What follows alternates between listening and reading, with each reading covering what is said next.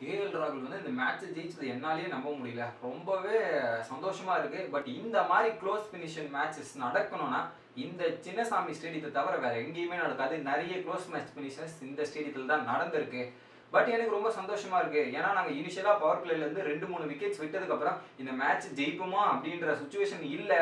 But அங்கிருந்து வந்து ஒரு மேட்சை ஜெயிக்கிறது வந்து எங்களுக்கு ரொம்ப சந்தோஷமா இருக்கு.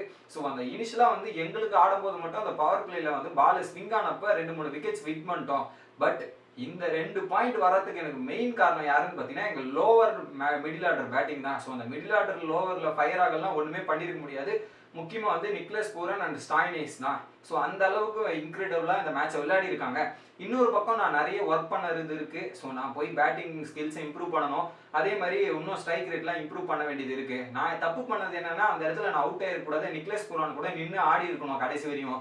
பட் அதுக்கப்புறம் 5, 6, 7 இந்த 5, 6, 7 பிளேயர் ஆடுறாங்க பாருங்க. இதுதான் ரொம்ப பெரிய குரூஷியலான இடமே.